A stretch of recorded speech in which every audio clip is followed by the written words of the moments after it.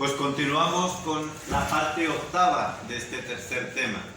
Les decía que desde finales del siglo XVIII y principios del XIX, los principios dualistas del protestantismo, a los que se va a sumar luego la Ilustración, pero la Ilustración es hija del protestantismo, y también la masonería, aunque a veces se presenten incluso como enemigos, pero son también hijos del mismo sustrato o de la misma corriente dualista.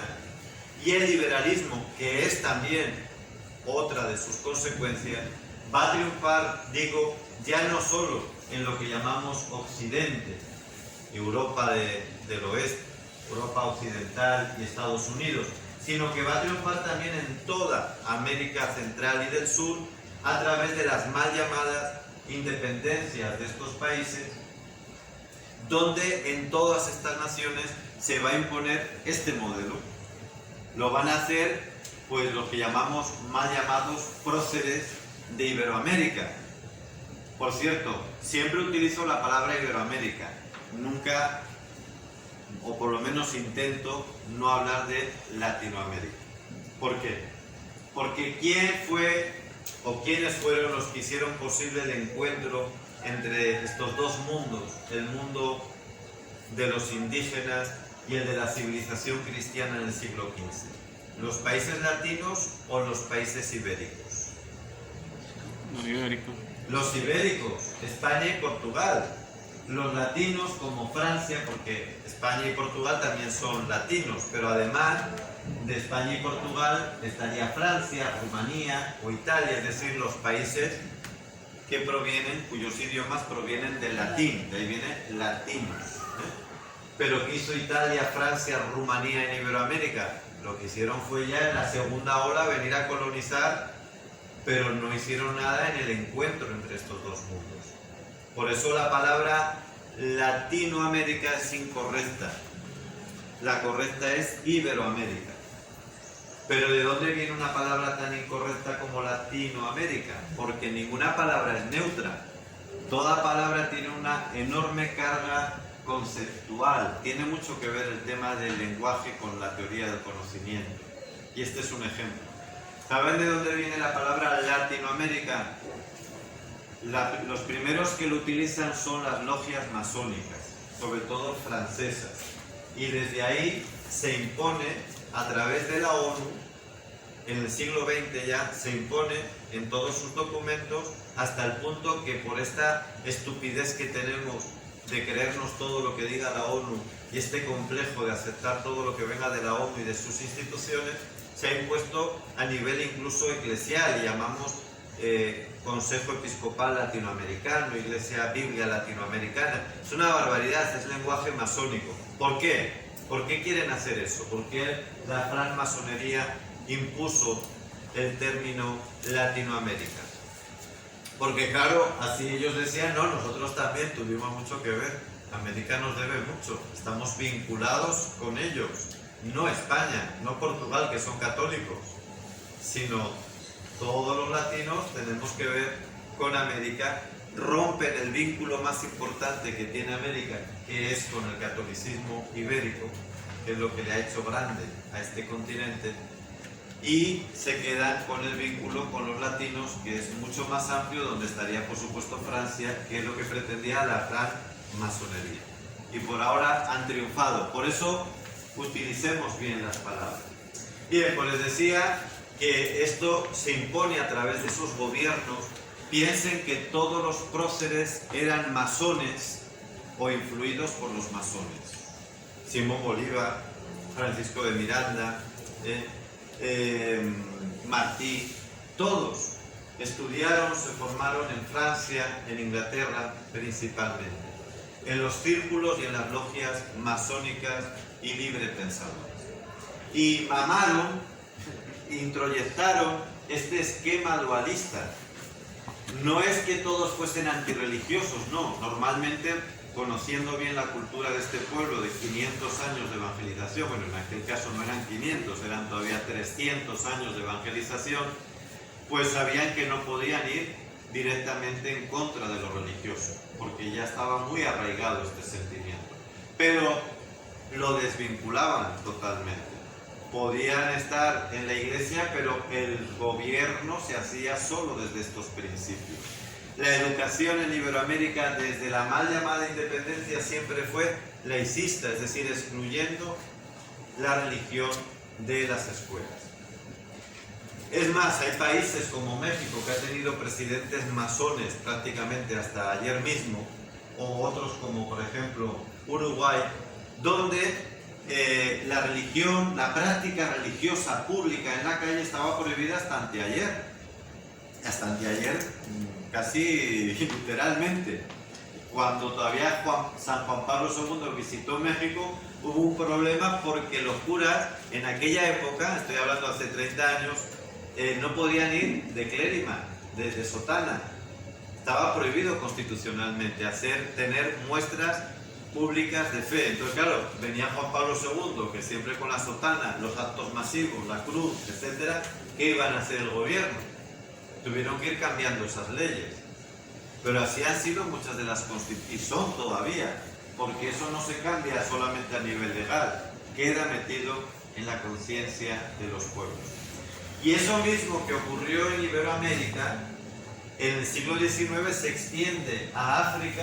Cuando se hace la colonización de África, el reparto de África fue terrible. ¿Y quién lo hace? No lo hacen los católicos, lo hace la muy protestante Alemania, con la muy protestante Inglaterra, con la medio, bueno, no es católica porque Francia dejó de serlo con la Revolución Francesa, con la masónica Francia, Bélgica, que era el único que se podría considerar católico, se reparten. Pero así en una mesa, esto parece como si fuese un reparto de cartas, es terrible. Si ustedes leen el tratado de los acuerdos de Berlín, es terrible cómo se repartieron África. Fíjense, la República Democrática del Congo. Esto era propiedad del rey belga. Todo ello era propiedad del rey belga. Él solito se lo compró, porque como el Parlamento no se lo quería aprobar, dijo, bueno, pues para mí me lo quiero. No es exactamente esto porque luego cambió un poco, pero más o menos todo esto, más o menos, era propiedad de Leopoldo II creo que era, el rey belga, para él solito, donde masacró literalmente pueblos enteros de indígenas. Los trataba mucho peor que los animales, muchísimo peor, unos crímenes terribles. No estoy hablando del siglo XIV, del XV, estoy hablando del siglo XIX. Nuestros abuelos, nuestros bisabuelos vivieron en esa época. Y esto está callado, silenciado. ¿Por qué?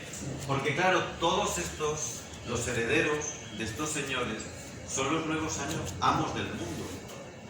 Toda esta gente, la que triunfó con esta guerra que inició Lutero, y los que han triunfado con el protestantismo, luego la masonería, el liberalismo, son los que han tenido todas las universidades y las tienen. Son los que tienen las grandes editoriales, son los que tienen los medios de comunicación, son los que tienen las redes sociales, son los que tienen hoy las big techs. Y por supuesto nunca van a hablar de lo que se hizo en África en el siglo XIX. Hablarán de lo que hicimos los españoles en el siglo XV o en el siglo XVI, que no es lo que dice, porque aquí no hubo matanzas o genocidios contra los indígenas. Aquí lo que hubo fue la muerte por el contacto y el problema de los virus, de las enfermedades. No había resistencia inmunológica a las enfermedades que traían los españoles y los portugueses. De esto se habla, de lo que ocurrió anteayer en África no, o de lo que ocurrió en Asia. Pero de esto lo hablaremos en otro curso. Vamos a la teoría del conocimiento. Todo esto que les he explicado de esta manera se concreta en dos grandes filósofos del siglo XVII, XVIII y XIX, porque entre unos y otros, entre Descartes y Kant, abarcan ese periodo, ¿no? Quiero decir, son vidas sucesivas. ¿Y por qué digo que se concreta ahí? Porque, bueno, ellos van a formular. No es nada novedoso, en principio es lo mismo. Si conocen esto entienden perfectamente a Descartes y a Kant, pero van a formularlo ya de una manera filosófica que luego pues todos los que han estudiado filosofía en estas facultades dominadas por el pensamiento dualista pues quedan de alguna manera obcecados, bueno, prácticamente pierden un poquito el sentido de la realidad y se vinculan a la teoría cartesiana y a Kant. ¿Qué dicen ambos? Mire, Descartes, que era católico, formado por los jesuitas, Kant era protestante, pero también un hombre creyente. Descartes va a ser el que diga aquel principio de que una cosa es la res cogitans y otra cosa es la res extensa. Y que solo sobre la res extensa tenemos evidencia. Sobre la res cogitans, aunque es muy, digamos, muy aconsejable, diría Descartes, sin embargo, de eso no debemos ni hablar porque es un tema personal. ¿Qué es la res extensa? La res extensa es lo material. Extensa es de extensión, es decir, se puede medir, es tangible, es contingente. Entonces la res extensa es lo material y la res cogitans es de pensamiento. Sería esta otra. Entonces dice Descartes, ¿de qué tengo yo pues certeza? De lo extenso, de lo material. De lo otro, allá cada quien. Y este principio de Descartes lleva a nivel filosófico el dualismo que estamos hablando. Lo lleva, digamos, a pontificarlo, a convertirlo en dogma de la filosofía. Y Kant lleva al extremo esto que podríamos llamar el subjetivismo de Descartes, ¿no? Lo lleva hasta el extremo porque Kant dice lo siguiente. Él es el padre de la teoría de lo que se llaman las ideas a priori.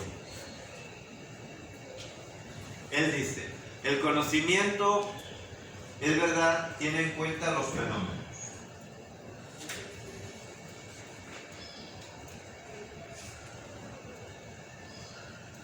Los fenómenos es lo que aparece, lo que se muestra. Eso es un fenómeno, lo que yo puedo ver, lo que puedo tocar, lo que es también sensorial, eso es un fenómeno, ¿no? Ahora bien, los fenómenos, ¿cómo puedo hacer yo una idea de algo que es tangible? De ahí no sale una idea universal, ni segura. Y por lo tanto dice Kant, eso es porque yo tengo a priori, es decir, tengo en mí una serie de conceptos a priorísticos que es con los que yo puedo interpretar los fenómenos que existen en la realidad. Y de ahí que dice Descartes, lo más importante, por lo tanto, no es la realidad. Porque de la realidad yo no puedo conocer nada, solo la apariencia. Lo más importante son las ideas que hay dentro de mí y que son las que me permiten poder tener un conocimiento. Entonces, la teoría del conocimiento de Kant, la teoría kantiana, es la del a priori, la de las ideas a priori, que serían lo más importante. Para Kant no importa lo que existe, porque lo que existe nunca voy a poder tener un conocimiento a partir de él, por lo menos, no puedo tener un conocimiento preciso. Lo importante es conocer lo que hay dentro de mí, que son esas ideas a priorísticas. ¿De acuerdo? Bueno, pues hasta aquí el tema o la parte octava.